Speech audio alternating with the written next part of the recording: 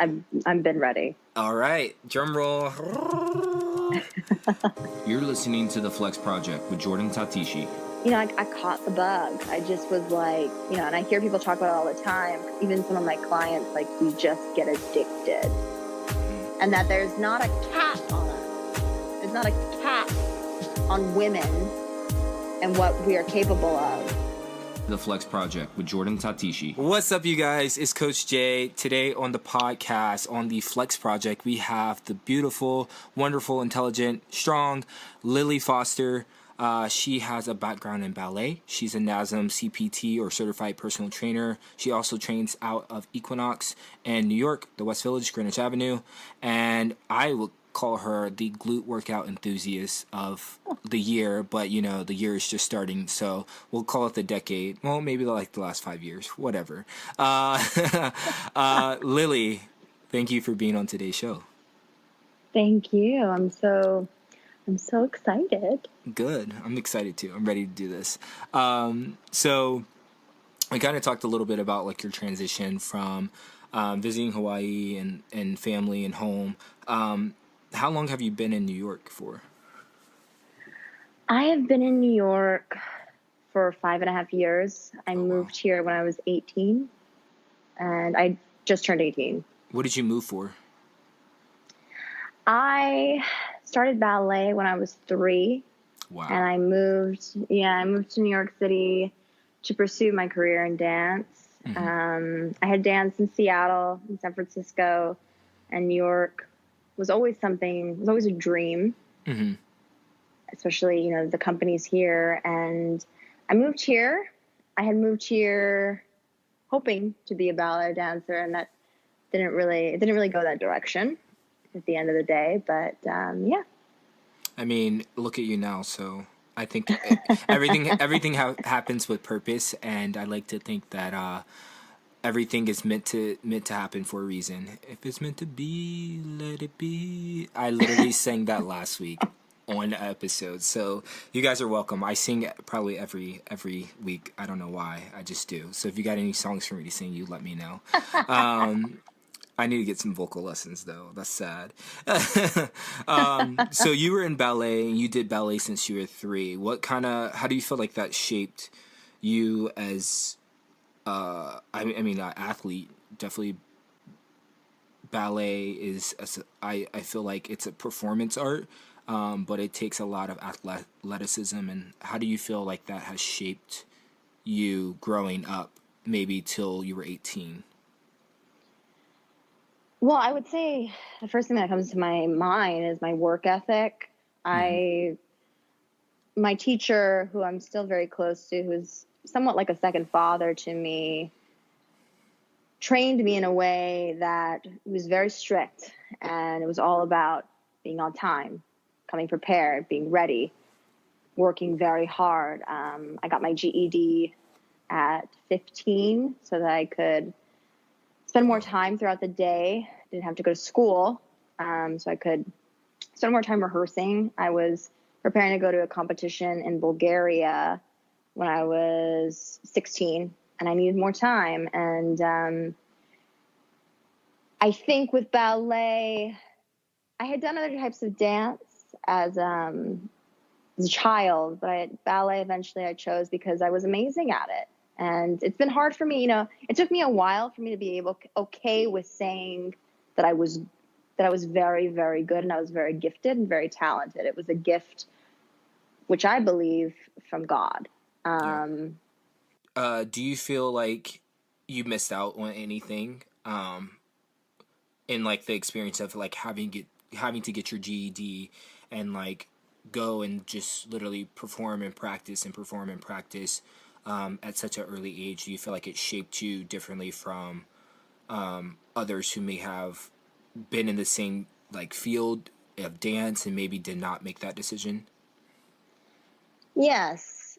At a very, probably about 13, I had this, I had it in my mind. I was like, I'm going to be a prima ballerina and dance in New York City at ABT and be a principal dancer. And so for me, whatever it took to get there, I was willing to do. And, I didn't go to prom. didn't really have a lot of friends in high school. Do I you? grew up quickly. I Yeah. grew up really quickly. And in some ways, I do say, like, I will say I've 100% have been emotionally and like in relationships have been stunted because I didn't experience things that a lot of people do in regular high school. Mm-hmm. And, you know, other girls that I danced with, it was a hobby. It was something they enjoyed. And that's, you know, amazing. But for me, It was and everything. from it was everything. It was my whole life. Wow. I didn't even like. I knew you did ballet, but I didn't know it was like to that extent. So it's like it's really cool to hear it from you, to like hear about that experience. I think when there's a lot of young athletes and you know what we call early specialization, to where you know people are being put into careers before they're really understanding kind of where they're at, and like I feel like being in ballet from 3, you know, that's your like all the way up for 10 years.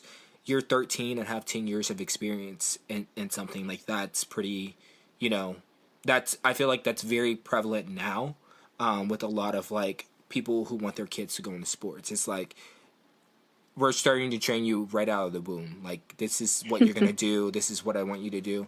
And so I feel like it does stunt growth. Like I feel like there's obviously there's pros and cons to everything.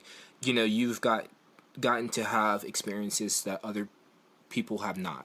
You know, you've gotten to like travel to countries and perform and do these different things where someone that, you know, maybe just did it as a hobby. It was kind of like their after school project. It was like something they enjoyed and they just did.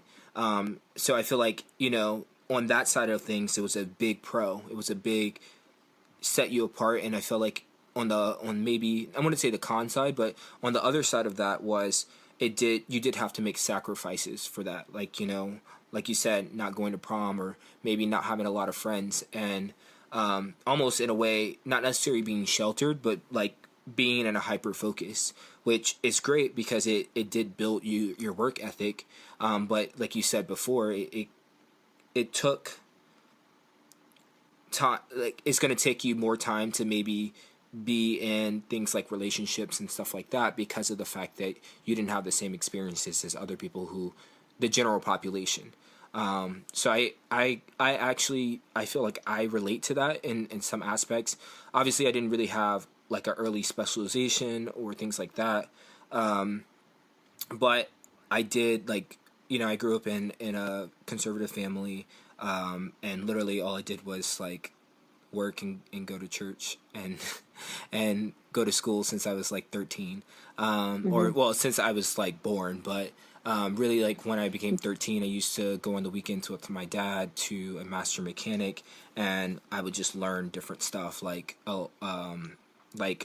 how to like wire things or how to like work on different projects that were mechanical based or like building based, and it was really great because it did kind of set me apart, but I feel like there's a lot of things that I had to learn when I like was on my own at 17 that I felt like I was behind, at times felt like maybe reckless Mm-hmm. a little bit, Yeah. and like irrational, but I think overall it has made me a better person, because I realized those things after I didn't have to wait so long to realize where I was at, and I kind of value all the things that I was taught early on, taught that work ethic, and you know, I think there's a line between what general public would think is work ethic and maybe like craziness. But Mm-hmm. I'm completely thankful and I have no regrets for like my dad teaching me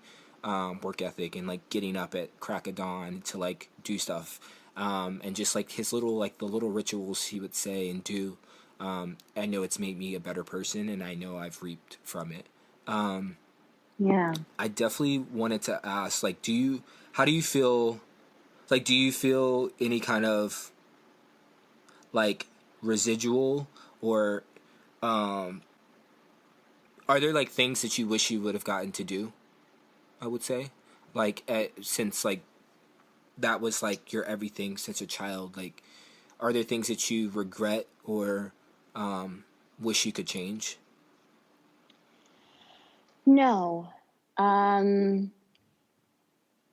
Everything that I've gone through in my life and experienced, I haven't, lived very long, but that the amount of time that I have, I'm very grateful for. I feel, I know that it's made me who I am today. Everything that I've done, everything that I've experienced, every relationship, every friendship, every career path, every teacher was put in my life at that moment or at that time for however long. It could be a day, it could be years, it could be months, for a reason. And today, I may not have communication with some of them. My life is completely different. With ballet, some people, it's amazing because a lot of people don't, clients of mine, they don't know my story with ballet. They know me as Lily. She loves to lift weights and, body positivity and empowering. Like, it's not something that I talk about very much because, to be honest, it does feel at moments like a whole other life. And I know that it wasn't because of who I am today. And like I said, my work ethic, my determination, my drive, my ability to commit to something. And I'm very grateful for all of that because it was something that I was taught at a young age with ballet. And, I don't really miss dancing. People ask me all the time if I take class. I used to teach and I loved that, but I don't really miss it. And I've come to the place where I'm okay with that. And I'm, my family, it was a big adjustment for my family too. They knew me as Lily the ballerina. So, everyone is kind of slowly but surely, it's taken time, realize that, Lily's journey is Lily's journey. And that I have my process. And I think the biggest thing for me, going back to how much I gave up, and, I don't regret any of it because if I hadn't had done that, I wouldn't be where I am today. And so, and I'm very happy with where I am today. So. Yeah. As simple as it sounds, everything happens for a reason. Like, it's almost like you said, another life, and it's like a chapter that happened. And a lot of times what I say is like, when things are drastic and things change, it's like, okay, this is a new chapter. Like, that was that chapter, but this is this chapter, and I have to know how to be grateful for what I've gone through and also live for what I'm going through. There's a lot of times where we can drag ourselves down when we, focus highly on just something that we've been good at for a long time, and we get stagnant, and we don't really know what to go from there.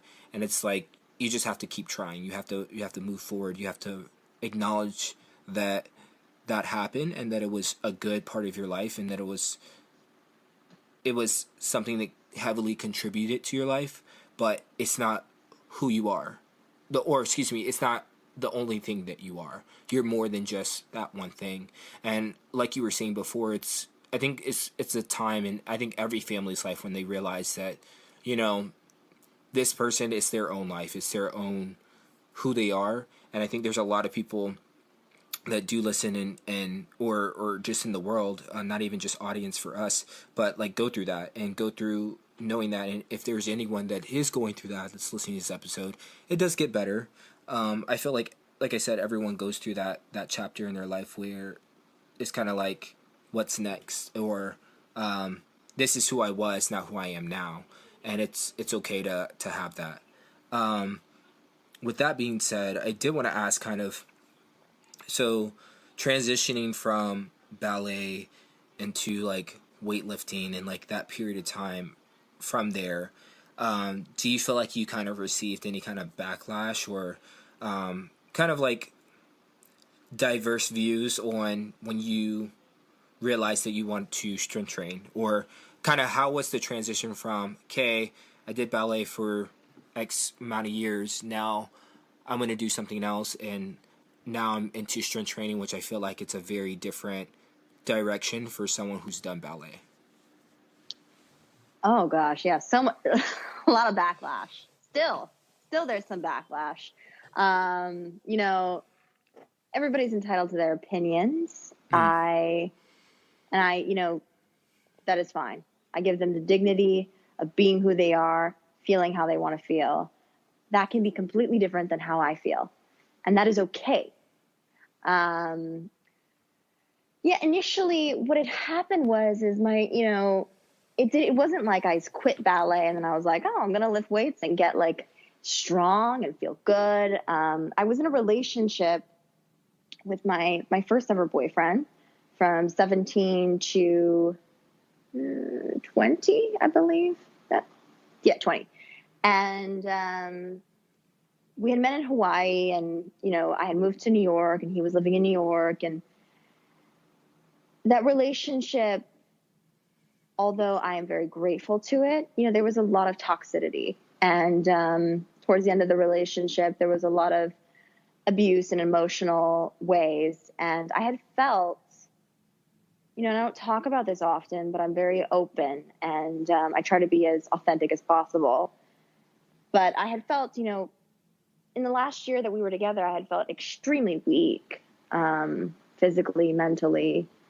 And at this point, I had already quit ballet. I was pursuing modeling, which I also, you know, was not a huge fan of, and we can talk about that later.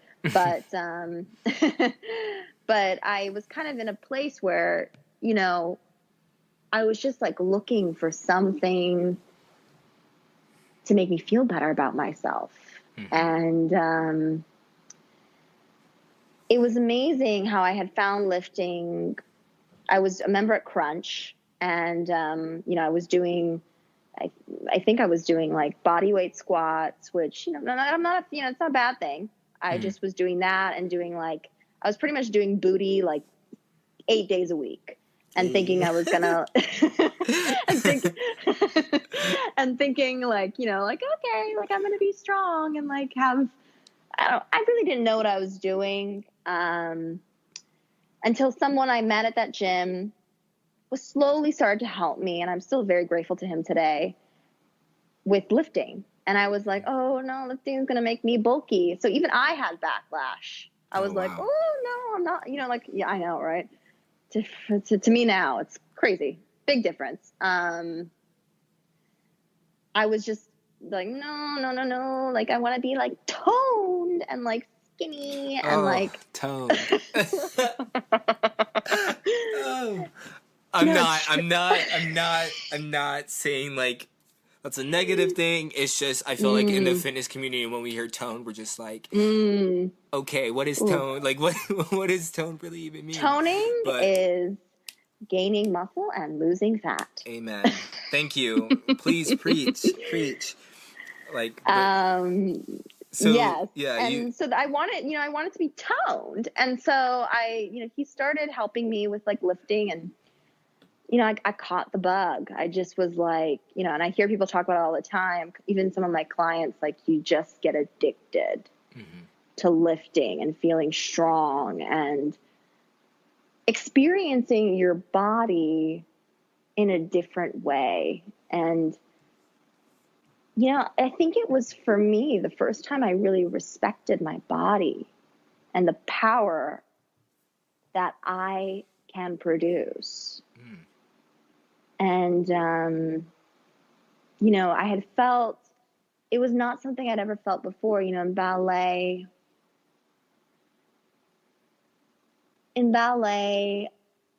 it got to a point at the end, you know, why I had quit was because I was burnt out. I was exhausted. I was tired. I didn't want to do it anymore. And I think, you know, through a lot of therapy and work, you know, I didn't really want to do it for a long time. It wasn't just the last year from 17 to 18 where I was like, I'm done. It was kind of for a while. I didn't want to do it anymore. And this, lifting weights, resistance training, working out in a gym, was something I wanted to do. It was something I chose. It was something that no one else in my life had a say in but me. Mm-hmm. And it was almost like one of your first independent decisions, to where I feel like that's just empowering itself, when you can silence everything around you, and it's your first step as an individual. Because a lot of the times what we do is we carry what everyone else has put on us, and we carry that and we say, this is who I am, because, and we don't even realize, but like, just growing up, we identify as what we've been categorized, or we identify what we've been raised as. But it's really like later on, when we really hit those walls and hit those rock bottoms, that we really, everything else is silent. There's nothing else around. It's just our decision. It's just us having to find ourselves, and in the most cliche words, but realistically, it's like, I can finally just make a decision, a sound decision. I think it's coming to that. I did want to ask, so you had said, I wanted to mention, I feel like there's a lot of people that when they do something for so long, that they do burn out quick, or what we consider quick, but it's really been like the lifespan of a career at that point. It's been 15 years or however many years, and it's like, that's like the time people spend at a job before retiring sometimes, so it's not, it doesn't surprise me. And I feel like that's a message to anyone that does have like kids. Obviously I don't have any kids, but what we've seen, and this is not even just like from seeing, this is like physically, and this is literally what's going on in the fitness industry and performance industry right now, is we're seeing early burnout, not just mentally, but physically. Like, these 13-year-olds getting injuries, like crazy injuries, or like ACL tears, or like just not, like, that's a pretty common one, but like they're like from wear and tear, not from like misuse. It's literally from wear and tear at the age of 13. Like, that's crazy. Like, you're not even fully developed at that age. So it's like, for us to not pay attention to that, would be a poor decision as a population to us. Like, yes, we want these people to succeed, but there has to be a sense of balance, and there has to be a sense of understanding. And I feel like when you're that age and you've been doing it for that long, it's hard to have a voice. Being there, knowing that I don't want to do this anymore, but knowing like everything that's going to be behind it when I verbalize what's been going on in my mind. So like, when did you realize it to yourself? And then what did you like verbalize to like, this is not what I want to do anymore? Yeah, I mean, it was devastating, I think, for me, for my family, for everyone who knew me. It was like my teacher. It was shocking. And it's funny. I remember exactly when I told my mom. It's crazy. I had moved to New York, and I was like 6 months into living in the city. And I was on the phone with my father first, and then I was on the phone with my mom, and I had been contemplating for a while. I was like, you know what? I'm going to take a year off. I'm going to take a year off to like chill and maybe like have a life, maybe like reevaluate what I really want. And then in the next, after the year's done, I will go back to it. Yeah. That never happened. I don't feel like that ever happens. When you say I'm taking a year off from something, that's like, I want to see how I can ease into this decision. Because it was the hardest decision at that time of my life. I had only known ballet. And, when you talk about balance is hard. Balance is something I'm still working on now. I think we constantly work on as human beings, balance. Yeah. But I feel like, with ballet, there was no balance. I was dancing 6 days a week, all day, every day. Sunday I would sleep, see my parents, and do the same thing the next week. And, that's not balance. And I had been thinking, going back to that phone call, I had been thinking about it for a while. I was slowly slipping from like showing up to classes, to rehearsals, to everything. I was just like, I was bowing out. And I stopped talking to my teacher. I was talking to him like every week. And I kind of was like, stop picking up his calls. And it took me a while to realize, you know, and it was difficult because my identity was ballet. And so without ballet, who am I? Exactly. You know, I had no plan B. I didn't think, you know, I'm going to come up to New York, dance, and maybe if it doesn't work out, then I'm going to, you know, go bartend. I didn't think that far. And so for me, when I let go of ballet, I let go of Lily as I had only known myself then. Wow. And then it expanded slowly, you know, and it was painful. It was very painful. For me to get to know me, just me. Yeah. Just me. I think that's humbling, like truly humbling to, like, yeah. I'm not like speechless, but I'm just like in my own head, like seeing the same things like in my life that I still am dealing with, but it's rebuilding who I am, not just what everyone sees, but who I am to myself. Because, you know, you lose yourself in what you do because it's your passion. But when that burns out, it's like, all right, it's time to light a new candle, but I can't see. I'm in the dark, you know? Oh, I love that. Yeah, it's tough. And I've been there. And I think I'm very thankful for the paths in my life and the resiliency that I've built from having to go through that at an early age, because now I'm like, if my heart's not there, deuces, peace, I'm not gonna do this anymore. And it's not to say that I don't have hard work ethic, but I know the difference between doing like the product of doing something because I have to and because it's money or because it's what everyone else tells me this is right, versus doing something with my heart and doing something and like knowing that I'm here 100% for it. And so I feel like that also builds exclusivity. I don't know if that's even a word, but exclusiveness in my time, in my life, who I surround myself with, because it's like I don't want to go through that continuously back to back or ever again. I'm very decisive. I might not decide right away, but I am very decisive when I want to put who I am and my identity to certain things, because it's so easy to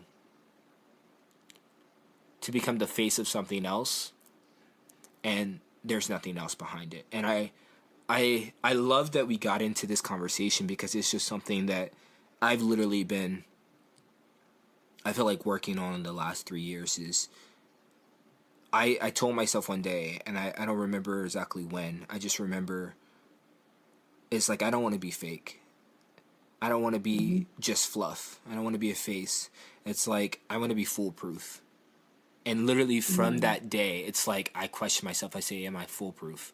Am I foolproof? What am I doing to foolproof? What am I doing to be solid? What am I doing to not just be this surface material or this?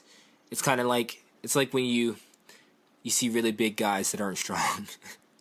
It's like, and it's like, I don't want to be that. I don't, and it's, you know, if size is the game, that's your game. Like, I'm not knocking it, but what I'm saying is that there's a lot of people that front. There's a lot of people that have all this say and all this talk, but deep down, they have, just like everyone else, they have their insecurities. It's just theirs shine through in a different way. And there are times where I question. I don't ever think I doubt myself. I think I've doubted myself for many years. And then I got into the point where it's like, man, I'm not doing this shit no more. I'm not going to sit here and doubt myself, because I know I can, and I know I work hard, and there have been many times that I've been the hardest worker in the room.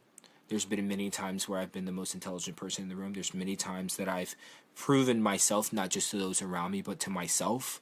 And did that. And it's like, I don't have anything to prove. I don't have to show anything. What I have to do is be honest. And it's like, it's not about being different. It's about being transparent. And it's about people being able to see that you mean what you say, being a man of your word. I think that's something I'm thankful that my mom also taught me, is like, be a man or be a woman of your word. Don't just talk. Like, if you say it, you better get it done. Like, if you think it, work, move. And I'm honestly very thankful for both of my parents for that. So I definitely can relate to being humbled and having to find your identity. And it's a process, and I don't really ever feel like that process is done. But it's something that is worth the while. It's definitely worth the while. And I just, every day, I strive to be foolproof. Like, in my research, in who I talk to, in the relationships that I have, even just this journey with the podcast and transitioning to really doing my own thing. It's been a journey, and it's like, I want to stay real. Like, I don't want to be a fake fuck. Excuse me. No, I completely agree. I mean, I think I love hearing, I don't think I've ever heard foolproof. I love that. It's amazing. I think, my mom used to always tell me when I was younger, Lily, this is your mask. This is a mask that you're wearing. She's like, this isn't you. This isn't you. This isn't who you are. And she still tells me that, when I get into my head and, body image and stuff that, will continuously have to work on and is part of my process and my journey. And I love hearing that. I love hearing foolproof. I'm going to start using that. Yay. Wow. So let's lighten it up. Just a tad. So, like, going back to your story, not your story, your life, you're finding yourself, and you said you were in crunch, and this guy was helping you learn how to lift, and then kind of what happened from there. Like, you had the misconceptions, and then what really, like, made you say, all right, that's gonna happen, like, I'm gonna get strong. Well, yeah, I mean, it was a hobby for a long time. It was something I enjoyed, and it helped me transition out of that relationship. And I was single for a long time, and I kind of was just doing my thing. I was lifting, I was feeling strong, and I had gone through many different career paths since deciding I wasn't going to be prima ballerina at ABT anymore. I was in the restaurant industry for a little bit. That was great. For money, it was soul sucker. I'll tell you that. I believe it. Service industry is always a soul sucker. And I have the utmost gratitude now for everyone in the service industry. Absolutely. Because it is hard. It's incredibly hard work in every possible way. And but I was in that for a while, and then I did preschool. So before I started being a trainer, I was teaching. I love kids. I love kids. So I was teaching in a preschool / daycare, and it was amazing, and I loved it. Oh. And yeah.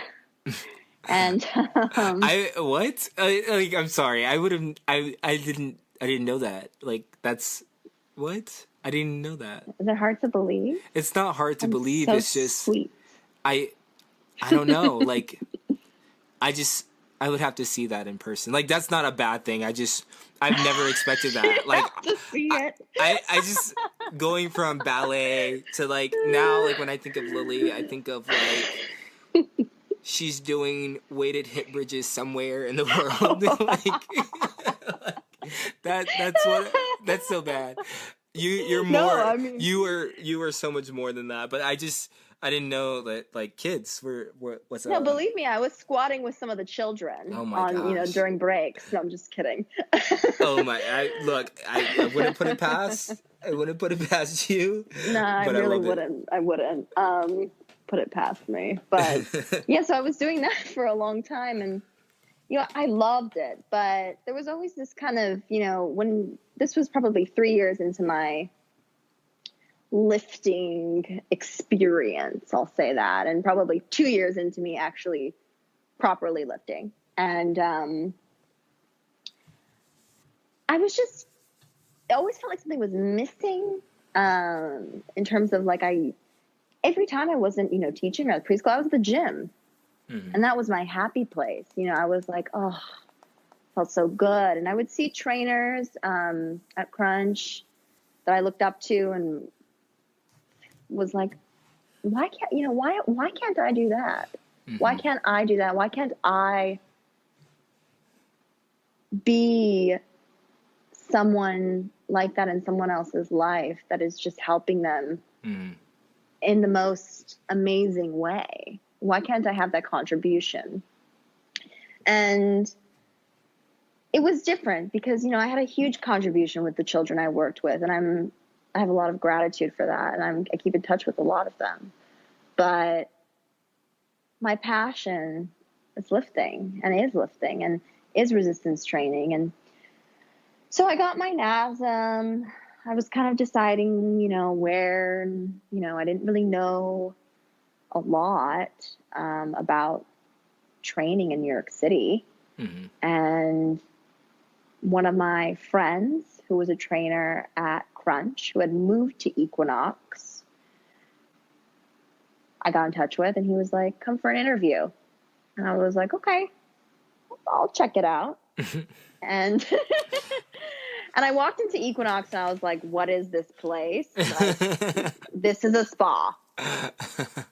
That's a very realistic first impression. Trust me. I was like, no one lifts here. It can't be possible. And and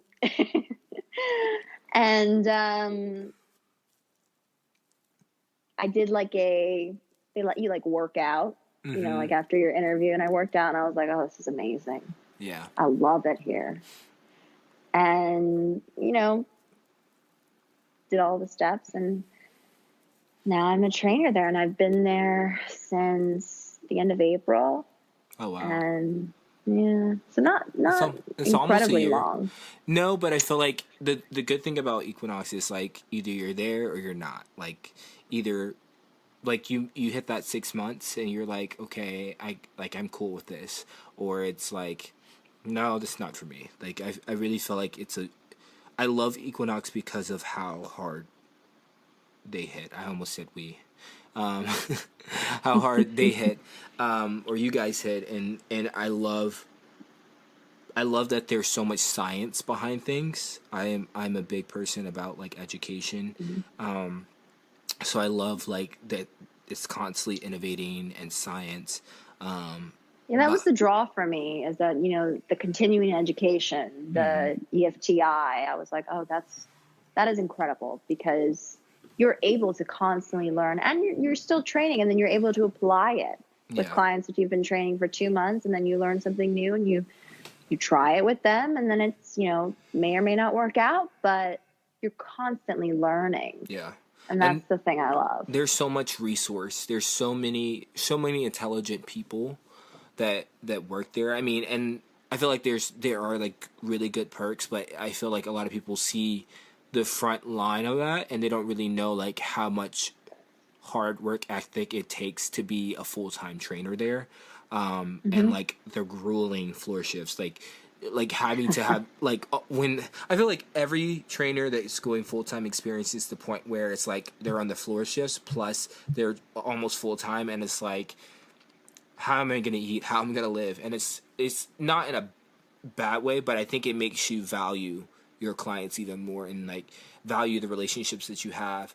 And I think it's good to have a little bit of toughness, because it weeds out those who want it and those who don't. And I mean, I think honestly, I give so many props to all the trainers there, and like just the grind inspires me to keep working every day, twice as hard as I would probably.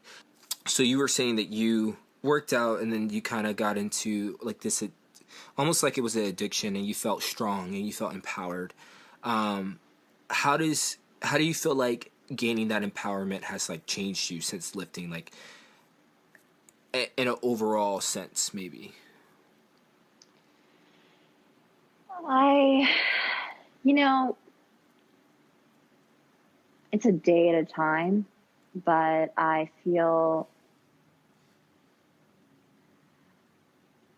think going back to saying, where I was talking about how I respect my body and I respect myself.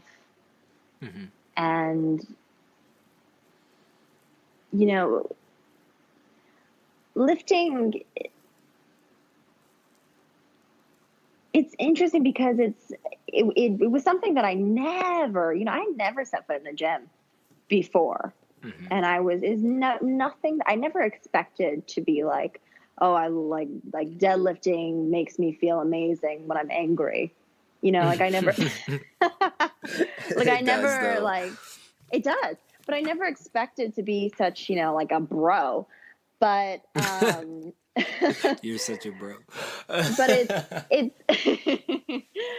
but it's, I think the thing is with women, in society, and, it's changing. It is changing, but mm-hmm. you go to a gym and you see cardio equipment, treadmills, ellipticals, Stairmasters, and the bulk of it is women. Mm-hmm. And then you go up onto the weightlifting floor and the bulk of it is men. And the misconceptions of it being something that makes you bulky, something that, clients have told me, like, I just don't know what to do, and they're afraid. Women being intimidated by men, mm-hmm.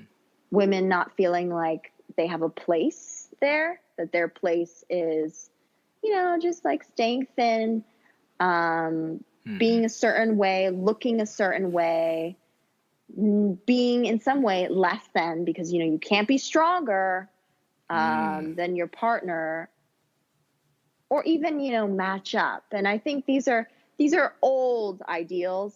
It's changed so much. I mean, it is 2019, but there is still, in a lot of women that I've worked with or women that I've talked to, there's like not everyone, but there is that kind of ingrained, like, that's what my boyfriend does, or that's what my, partner does. Like, that's what men do. I want to do it, but I'm slightly afraid. And, mm-hmm. I completely understand. I completely understand, because I was the same way. And, in certain relationships that I've been in, it's that, or dates that I've gone on, men or stuff like that, this is, before I was in my current relationship, which is incredible. But,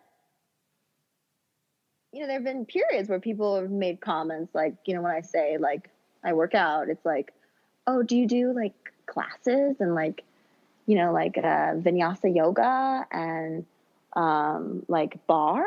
And I'm like, no, I lift weights. I resistance train. And there's always I love the way you said that. Like, no. I mean, it's those things have their place too. I'm not shitting on, oh, excuse me.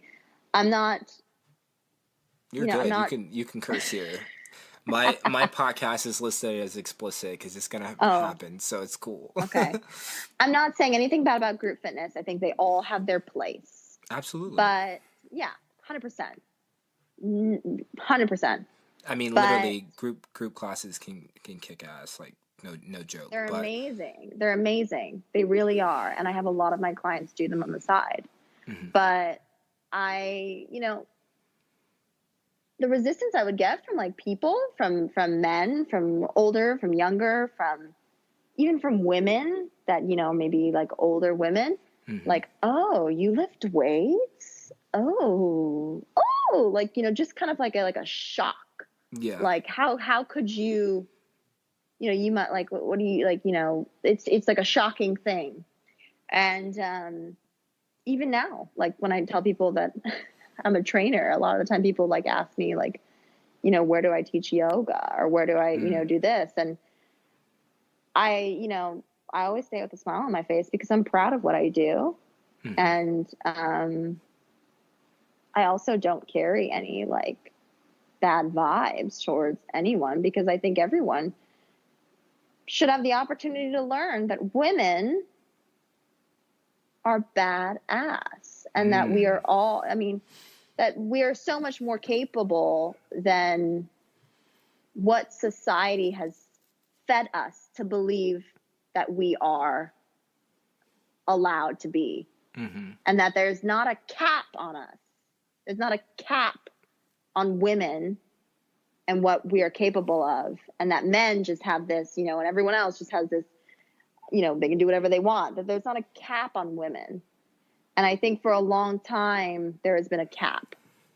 And at least I try to. I'm only one person, but every day I try to break that cap and, push those barriers, because for me, who I am today is so vastly different than who I was before. And in my confidence, in how I look at myself, how I look at other people. I was, and I talk about this sometimes. I have, and I still do, I have a hard time with believing that love and affection and,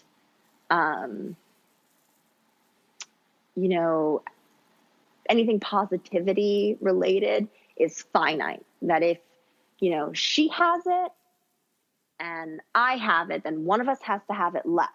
Because if both of us have it, you're in then competition. And I lived my whole life for a long time always comparing and despairing. Compare. You have to be better than this person. You have to be the most beautiful woman in the room. And if there's another beautiful woman in the room, you have to find something about this person that's negative, because that will make you feel better. That's going to make you feel good. And, it's hard for me to talk about this because it's super honest and it is a character defect. It's not something I am proud of. Yeah. But it is something I am constantly working on. And helping women, I have a lot of female clients, and I have a lot of women that I, whether it's in the locker room or whether it's, on the floor or whether it's just outside, that I just try to smile at, because we have a hard enough time as it is being human beings. Being human is not easy. And being a woman in a world that's changing a lot isn't easy either. We don't need to beat each other up. We should be lifting each other up. And go ahead.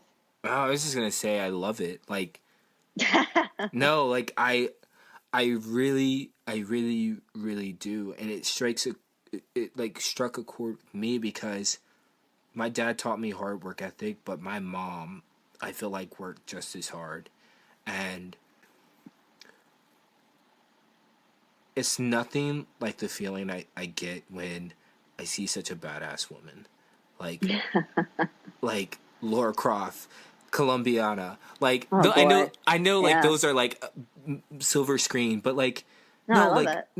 But even, I can't think of her name. But, like, the girls that win, like, the CrossFit Games or, like, powerlifters, it blows my mind, not in as I can't believe it, just in how much they probably went through to get where they got.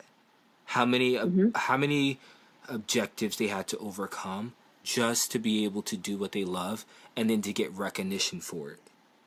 And for it not to be something like, for them to be good with the boys, you know? Like, I feel like that's so stupid because it's like we sit here and we put people in a box. Exactly. We want everybody to be in a label. We want everyone to be in a box. We want everybody to do shit. Like, honestly, like, if you have respect for me, I have respect for you.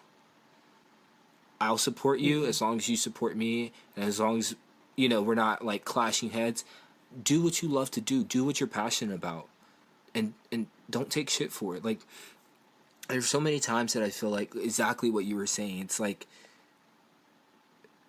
I definitely believe in female empowerment because I can just see, like, so many things in society and just systematically suppressing females from doing things. And it's like, don't you guys think that we would have, like, the cure to cancer if we had billions of other brains allowed the chance at education? Do you see how much we could benefit as a population if we gave people, like, equality in this section of just things that they probably even do better than us because they know how to balance empathy instead of just being angry all the time. And I'm not saying, like, every guy's angry, but what I'm saying is, like, you know, I talked about this on the episode with Santi, and it's like, and just briefly, but the mask of masculinity, and then, like, suppressing women from being able to do what they're great at, or what they love to do. And it's like, we're so fucked up. I mean, I believe that we all have masculine and female traits in both genders. I mean, I think it was hard for me to embrace that, you know, I love to pick up heavy weight. I love, you know, the calluses on my hands. I love when I get bruises. I love things that are not typically feminine. And that is okay. And that is perfectly Lily. You know what I love about you, Lily? Surface level, you know, people, they're like, oh, she's a pretty girl. She has a perfect body. She's so curvy. She's so whatever. And it's like, Lily's a little badass. Is edgy around the, like, you don't realize, like, she has wit. She's edgy. Like, she's rough. Like, but, like, in your own way, and it's perfectly okay. It's not like it's literally more than what meets the eye, and I love the unexpected. And it's just like it's so great because it's like I feel like many times in my life I've been put in a box because of what I look like. You know, when I used to do, like, bodybuilding and, like, the bro splits, and I was, like, bigger, and it's like, oh, you must do roids and you must be dumb. Like, and it's like, not everyone thinks that, but, like, it's just like, there's so much more to me than that. Like, you don't even know me. You don't know, like, anything about me. You're just making an assumption from based off what you see. And I think I've tried to always put that best foot forward, but at the same time, it's like, you know what? People are going to think what they want to think, so I'm just going to keep doing me. And yeah, and I think we're all guilty of it. I mean, I'm not higher than thou in the way that I don't make assumptions and that I don't, you know, make judgments when I'm in my lower self. And I have to look at that, you know, I always have to look at that and think, you know, Lily, why are you making this judgment about this person? And usually, not all the time, it's a mirror. It's because I'm feeling something about myself, whether it's I'm having a day where I feel very insecure. I don't feel good about myself. I'm bulking and I feel like I'm bloated. I, you know, didn't get like a compliment that day by someone, or maybe I just, like, didn't sleep well.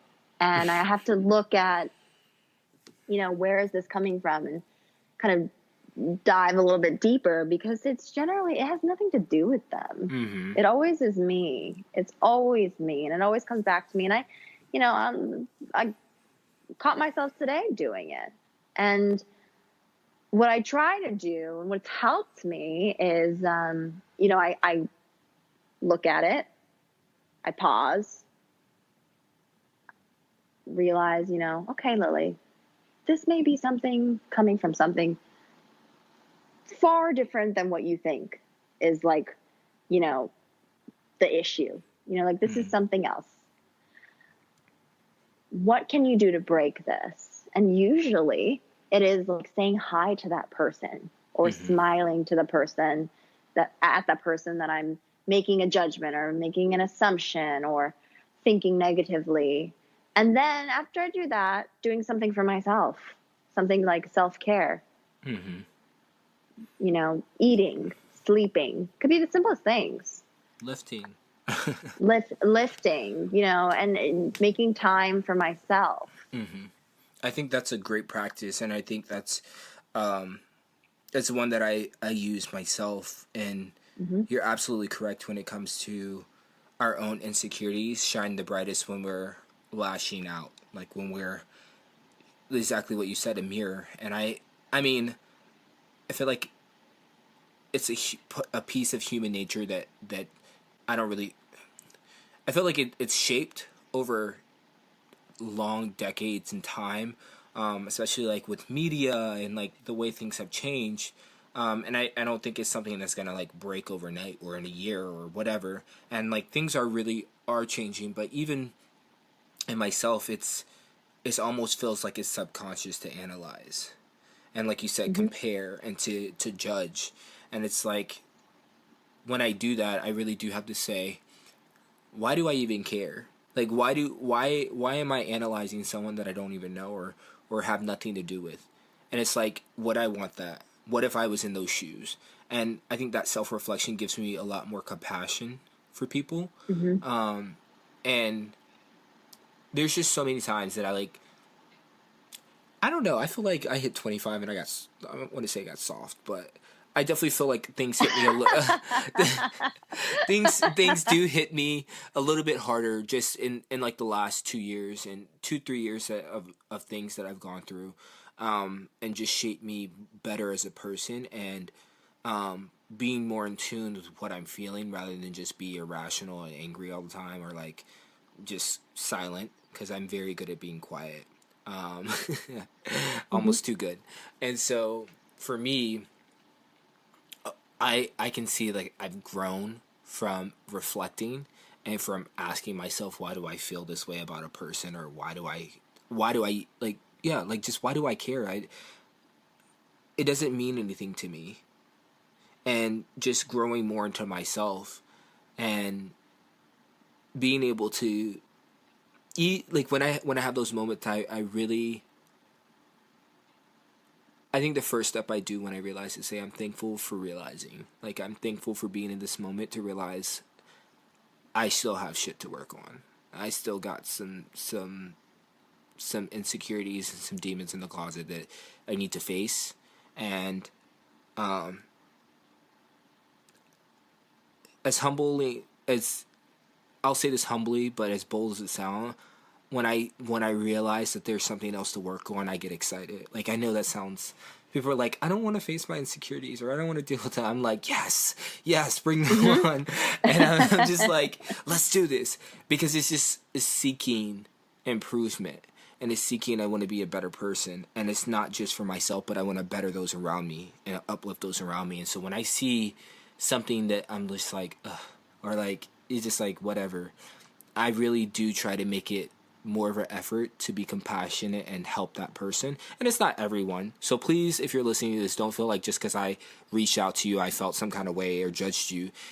It's just a part of who I am and who I'm becoming, is to turn the things that make me feel insecure to my strengths, and to be better for it, and to know that if I'm judging something, someone else is probably judging something, and I'm going to be the bigger person to say, we don't have a place to judge anyone other than ourselves.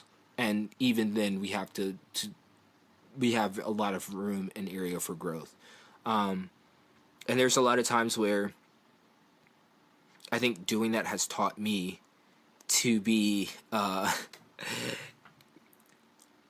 don't think I'm higher than anyone at any point, but I've realized, like, you see when other people are judging people, even when they don't realize they're doing it, and you're just like,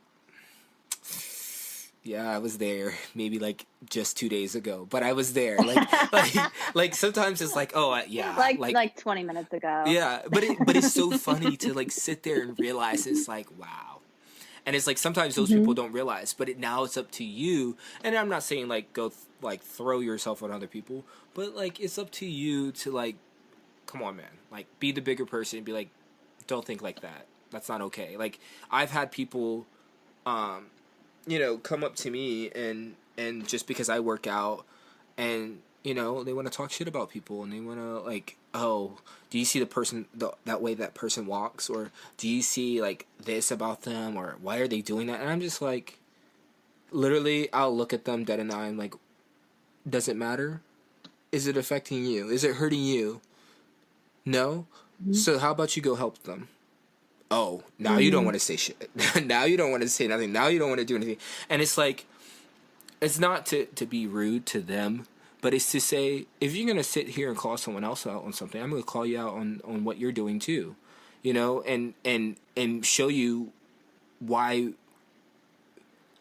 I think it's even more of a good time to talk about this just because it's the new year. And, the influx of the gym is happening. The new resolutioners and whatnot. And it's just like, good for them. Good that they even decided to get past the point of pre-contemplation to get up and come to the gym, to even maybe if it's for 2 months, to experience what it's like to work on themselves. But you know what's the best thing? It's like when you see those people, and let's be honest, there's going to be like maybe 30% or less that really stick around. But to see those people grow into the people that they're going to become in a year or in 2 years or 3 years, and then like next thing you know, they're the next face of fitness on Instagram or wherever. But like, good for them. Like, hell yeah, good for them. Like, I've been in a place where I mean, I wasn't always in great shape. I was a chubby kid in my family, I didn't have anyone sit there and show me how to work out and stuff like that until like I got older. So it's like, good for them. Like, I'm happy when I see people. I think they almost deserve the most respect because they're the ones facing the most adversity and objection, and it's so apparent. But they've overcame all of that just to get here to work on themselves, and you have the audacity to say something about them. Come on, man. So I'm sorry. I think that irks me. It's okay. I think every week I talk about something that irritates me, but that gets me because it's like, someone told me the other day, everyone does, like when we were at the gym, and I don't know, I wish I could remember who, but everyone deserves to be here. Everyone deserves to be here, and how long they're here, what they're doing is none of our business. I mean, unless, I'm always there to help, but I'm not there to harm. And good for you. Yeah. We're all doing the best that we can for today. If we had the tools to do better, we would, or at least I would like to think we would. But for today, we're all doing the best that we can. Yeah. I just needed a moment of silence because it's so true. Like, it's real. And like,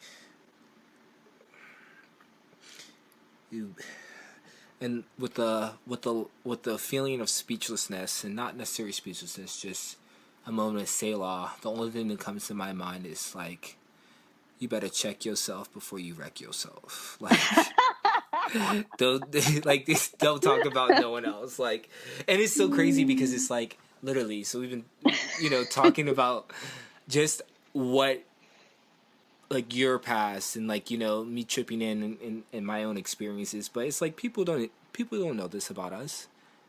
People don't know anything. What they see is what their perception is in that very moment of reality.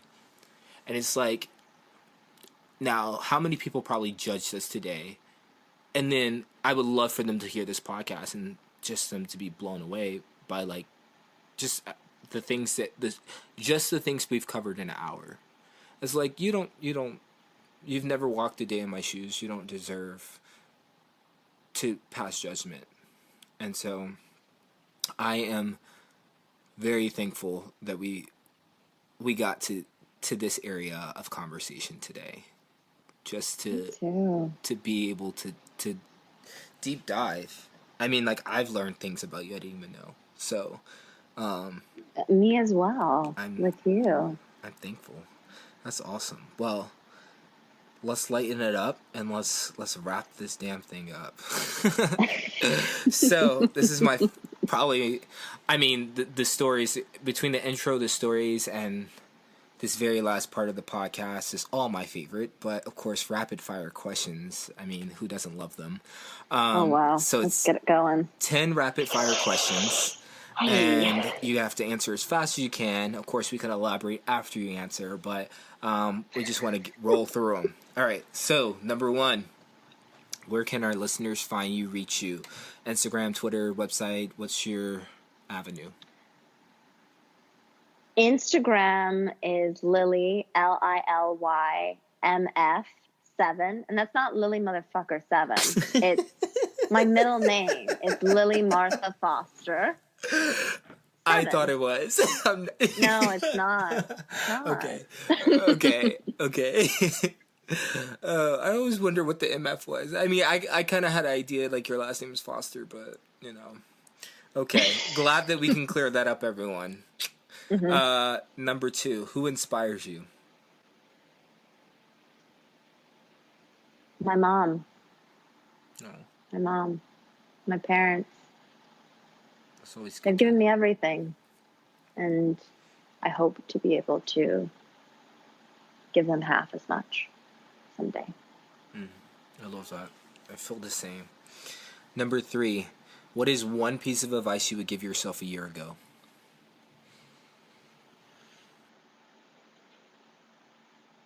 Relax. It's not meant to struggle. You're more than just, like, oh gosh. I don't know. Just to relax, to ease up, to not be so worried, concerned that, I'm being taken care of. You're being taken care of, Lily.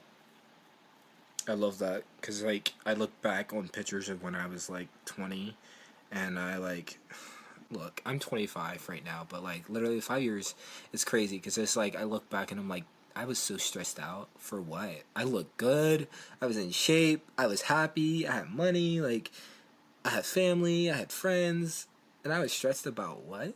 Come on now. So, I love that. I love, you gotta lighten up on yourself. Work hard, but don't life is not always meant to be a struggle. Number 4, what is your one gym bag essential you can't live without?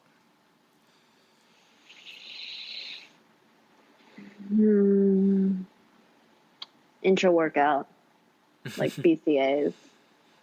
God knows your girl needs to pick me up sometimes. I feel you on that. I literally will, like, I don't always bring, like, BCAs, but, like, I'll bring, like, something. I try to bring something, especially, like, I have, like, my long workout days, probably twice a week. Like, my heavy days are really long. It's very sports performance, so it's, like, I have my warm-up, I have my plyos, I have my strength, I have my circuit strength resistance work, and then I have my ESD. Like, I'm in there for a minute, but, like, I love it. And so it's, like, that after strength, I'm like, I need some food, y'all. Like, anybody got something over there? You gonna give me some? Bring me some French fries. Oh, anyways, it's so bad. All right. Number 5, what is the last song you listened to? Africa by Toto. I can just hear it in my head right now. Oh my I can't even God. do it. I'm not even gonna Oh, try. I love it. I I love love that it. I was song. on a road trip with my boyfriend, and we were listening to it in the car, and we were both singing to it, and I was just like, oh, this, this is amazing. So it gets me in a good mood. So I was like, you gotta be in like ooh. All right, I gotta stop playing it because I might get sued. I can't have that. Yeah, no, I feel like it's such a like you said, it's such a good vibe. It just comes when you're like, It's like, I feel you on that. I'm gonna listen to that on the way to the gym now. Oh, that's great.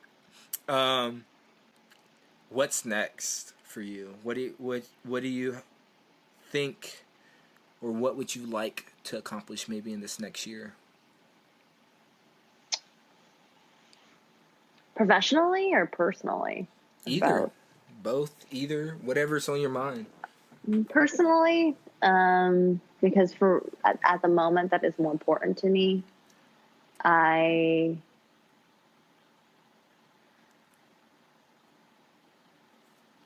I'd like to talk to myself and treat myself like how I would my child. And I'm not saying with the delicacy, like, of like a baby, but I'd like to speak to Lily in my head and even, sometimes out loud, kindly, with respect and with love, and treat myself the way that I deserve to be treated. And, it's not easy. Sometimes I describe it to people as a constant stream of like negative thoughts at times for me that I have to kind of fight and fight and fight towards myself. And I catch myself all the time being negative towards myself. And I like to, sometimes, put my hands on my heart and like feel my heart and feel, like this, you're Lily, you're a living, breathing, wonderful human being who deserves love. And you deserve to, feel that, and that everything's going to be okay. And that, you don't need to struggle. You don't need to beat yourself up, that you can love yourself. I love that because I think there's a time and a place to be like, F how I feel, like let's get this done, let's grind, let's do this. But there's also a place where we can be like, come to terms with ourselves, and I think we lack that a lot. I think there's, I wouldn't say we lack that. I think there's some that lean one way and there's some that lean the other way. And like, obviously leaning towards the grind is like what's really praised. And like, I mean, don't get me wrong, the grind is the grind. Like it make or break, but there are moments where it's just like you need to take a deep breath. You need to say like, hey, Jordan, this is what's up. Chill out. And I love that you said like talk to yourself like you would talk to your kid, because even for me, like just thinking about that, it's like I would tell myself and I would push myself to do what's best for me and not just what I think others might be proud of me for. And I think to be as insecure and honest and vulnerable in this very moment, I think I struggle with that. I think for many years I struggled with wanting to make my parents proud, and I came to a point where I said, no matter what I do, I'm not going to make them proud until I'm proud of myself. And so that's when like I had that change of fitness is what I want to do. Growing up the chubby kid, I went to pre-med, I was an engineering student, and then I'm like, I didn't always have the best relationship with my parents, but then I said, you know what? This is what makes me feel like I'm going to get up and be a badass every day. This is what I want to do. And now I want to give this opportunity and confidence to someone else. And maybe some people will think that that's an insecurity to make a career choice off of that, but it's such a high that I would never want to come down from. And I love so much what I do that F everybody else, F what you think. This is what I love. And so I'm going to take that. You like foolproof, and I like talking to myself as if I was my kid, because I would really push myself to do what's best for me and best for my career and best for the decisions. And it's like, I know I'm a passionate person. I know I'm going to do what's right, but I also need to make sure I'm doing what's right by myself and not just always sacrificing myself for the greater of everyone, because I feel like I'm always loyal to a lot of things, but I don't always feel that in return. So this year I definitely want to get into respecting my time and myself a lot more. So hell yeah for that. Fist bump over airspace, fist bump. All right, next question. This is one I ask all the time. I ask some of these all the time, but this is one of my favorite. Pen, pencil, or paper. Excuse me, pen, pencil, or keyboard. Pen. I love it. I love it. I love it. I explained this actually in that episode that's releasing tonight, so listen in. Number 8. I think this is a good one for you. What is a message you would like to tell all the female listeners?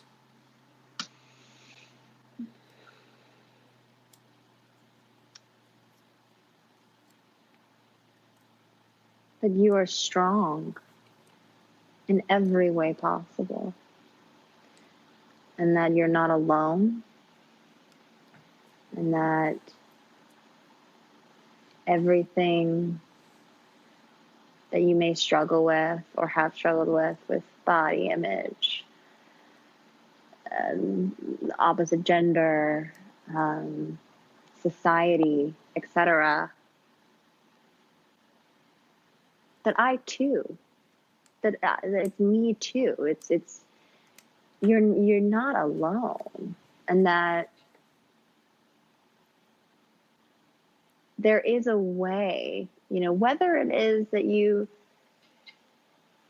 find a love in resistance training or strength training, or whether it is you do something else, that finding something that makes you feel strong and powerful and worthy is really important. And I think that that's kind of, that's pretty much all I have to say about that. I think, everyone finds what they like, but we're all worthy. I like that. I would just like to say that you're all badasses, and don't let anybody suppress that. Period. Period. Well, yeah, that too. But I could talk about it for another hour. Yeah. All right. So. I got 2 more questions for you. I love this next question. I'm still trying to figure this one out. Best booty routine. Oh, God. We know you love leg day, so. Oh, God, I love, for the longest time, I was like, leg day every day. Oh, boy. Can't make gains that way. Nope. You need to rest. Best booty, like exercise or like whole workout? Let's just say 3 to 5 exercises. 3 to 5 of your favorite exercises. Go. Hip thrust. Barbell hip thrust. Okay. You have to do barbell hip thrust. And you can, weight in terms of barbell hip thrust, you can go up. You can actually jump numbers fairly quickly, I find. A lot quicker than you can with squats and deadlifts, in my opinion. And that is strictly pretty much just a peach and hamstring exercise if done correctly. I'd also say Bulgarian split squats. Yes. Those have been amazing for me. They're in my program, and although I hate them, They are incredible. I don't think I ever will love split squats, Oh, they're except the awful. fact that I know that they're so good. They work so well. Oh gosh, But they're like, so good, but they're death. yeah, they suck. They're death. They really are. I would say I sumo deadlift a lot. I love sumo deadlifts. I think, first of all, I feel like a badass when I deadlift. And so that on top of, working in a stance that, the predominant force that you're using to pull the weight up is your hips, your glutes, and your abductors. I feel like that's a wonderful, wonderful peach move. And then new favorite is for the upper shelf, because we all want that round shelf. Yes. Is thankfully to my coach is sideline leg abduction, like abductors, like the clams. Yes, yeah. Clams with the bands. Yeah, exactly.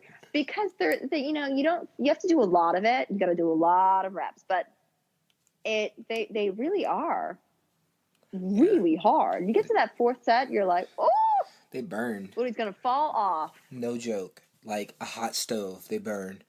It's so stupid. All right, I have one last question for you.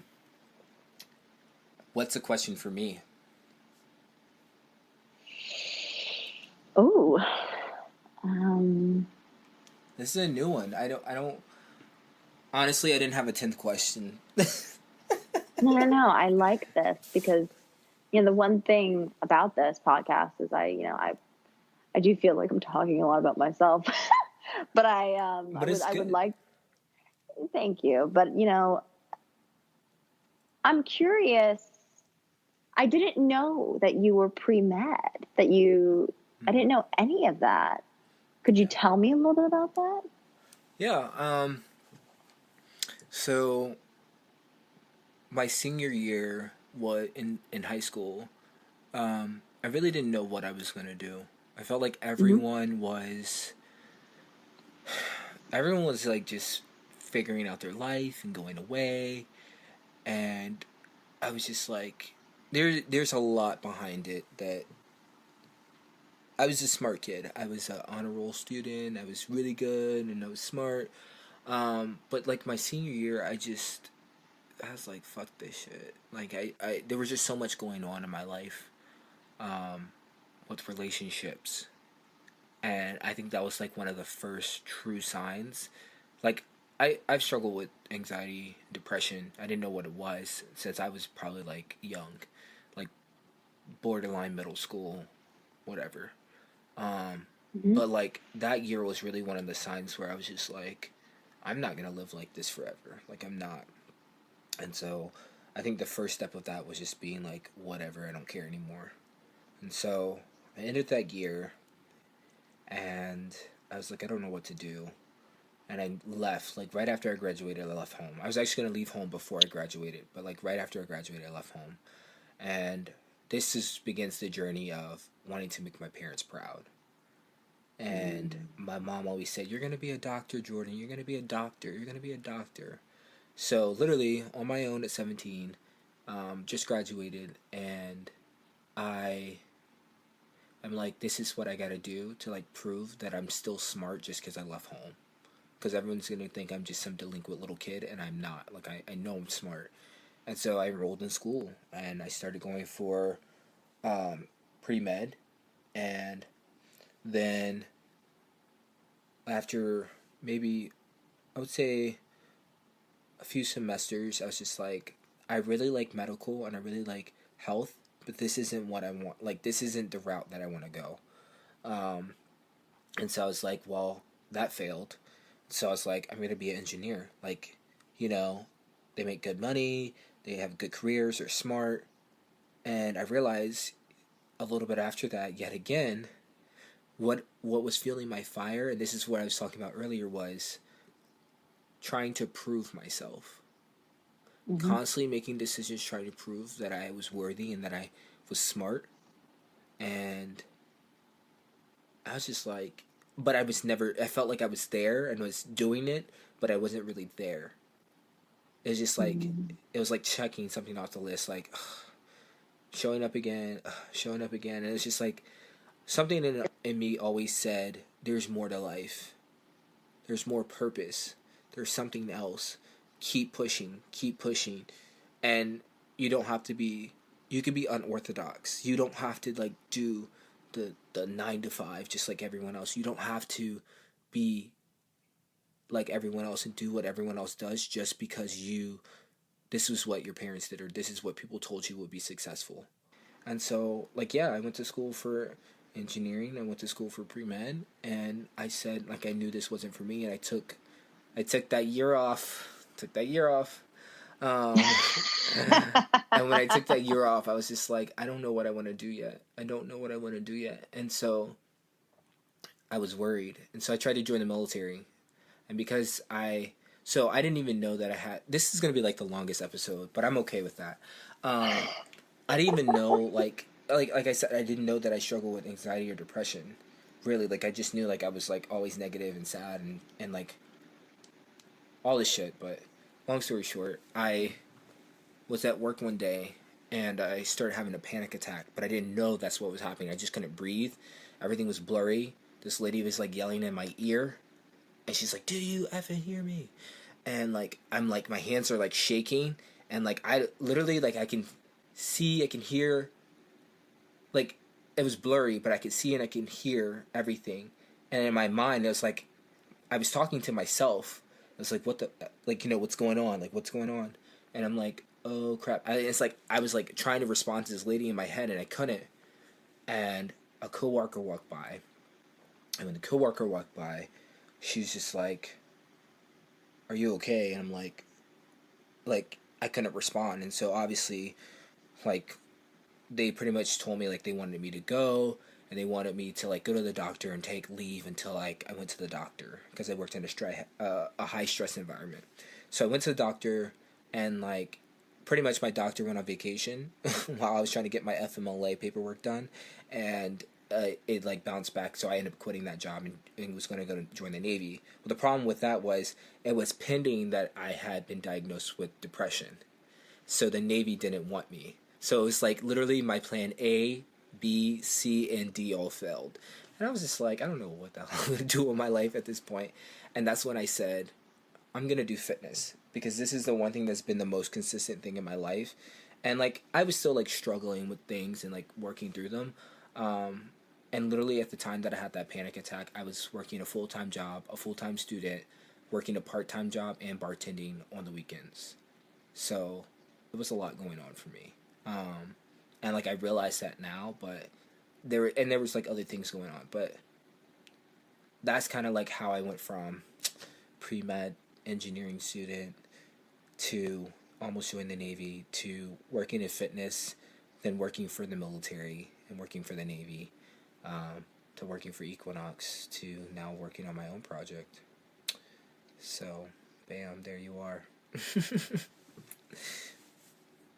I'm so proud of you. Yay. I really am. And thank you for sharing. Absolutely. Thank you for asking. I don't really get a chance, I think, to share my own story a lot. But I'm always open to if people want to know, that's a whole nother episode. That's a whole nother series. But I'm always happy to share my experiences because I believe knowledge is power, but only when you share it. So you can't just think about it, you gotta use it. But Lily, on a happy note, thank you so much for being on today's show. I am so happy about this episode. You have no idea. Oh, that makes me so happy. Thank you. Yeah. I'm so honored. Thank you. Absolutely. We got to talk about some awesome stuff like women empowerment, strength, ballet, and like that chapter of your life, and coming into a new chapter of your life where you feel strong. And I think this episode, I hope and pray that it has empowered anyone that's listening and challenged you to really open up and listen to yourself and go for the things that you want in life without feeling hindered because of what labels society or other people around you put on you. So everybody go get them. Lily, thank you so much for being on the Flex Project. And thank you, Jordan. You're welcome. Bye-bye.